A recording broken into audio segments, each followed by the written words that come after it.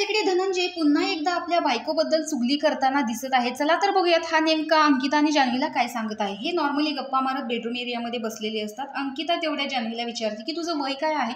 त्यावर जान्हवी सांगते माझं वय 30 आहे, म्हणजे माझं सगळं वेळेत झालेलं आहे। तर अंकिता सांगते अरे आपण सेम वयाचे आहोत।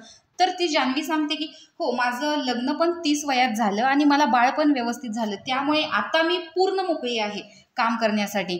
तर त्यानंतर मी या शोमध्ये आलो। तर अंकिता सांगते की तुला मग आता बाळाला एकटे ठेवून येताना असं झालं असेल ना। तर नाही, त्यालाच मी कधी घरातून बाहेर जाते असं झालेलं होतं, असं जान्हवी सांगते।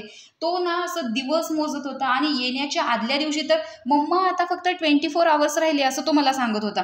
म्हणजे त्याला एकदा मी कधी बाहेर जाते आणि त्याला मोकळीक मिळते असं झालेलं होतं, त्यामुळे त्याचं काही मला टेन्शन नाही। त्यावर धनंजय सांगतो की अरे माझं पण असंच झालेलं, बायको तर पीठ मळताना असं परातीत कणिक आपटत, म्हणजे तो अंथरून तिथं बेडवरती आपटून सांगतो की कधी एकदा हा बाबा जातोय कुणाष्टाव घरातनं, वैताग आलाय मला। आणि माझं असं झालेलं की जाण्यापूर्वी यूट्यूबचा एक तरी कंटेंट करून ठेवावं, म्हणून आम्ही असं विचार करत जरा घरामध्ये मी आई आणि बायको बसलेलो होतो आणि आई आणि बायको निवांत गप्पा मारत होत्या।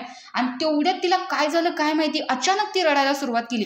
असाच 13 मिनिटाचा माझा व्हिडिओ झालेला आहे, ती रडते नॉर्मली आणि ती मी जाणार म्हणून रडत होती। मी माझ्या बायकोला सांगून आले तुझ्या परीनं असं फोन करणार आणि इमोशनली दाखवणार की माझं तुमच्यावर किती प्रेम आहे। पोराचं पण सांगून आले आणि माझ्या पोरांचं भारी असतं, तुम्ही किती वाजता येणार विचारायला लागलेत, लवकर घरी या। आणि बायको पण तशीच करते, पप्पा घरी आलेत, किती वाजता येणार आहे, जरा चिडलेत, लवकरच घरी या आणि फोन कट, एवढं बोलून ते फोन ठेवून देतात। तर प्रत्येक वेळेस ना मला एवढाच फोन येतो आणि मग मी घरी जातो। तर अशा पद्धतीने धनंजय आपल्या फॅमिलीबद्दल इकडे सांगताना दिसतोय। तर कशी वाटली तुम्हाला धनंजयची फॅमिली स्टोरी हे कमेंट बॉक्समध्ये नक्की सांगा। अशाच व्हिडिओसाठी आपल्या चॅनलला सबस्क्राईब करा। तोपर्यंत बाय बाय।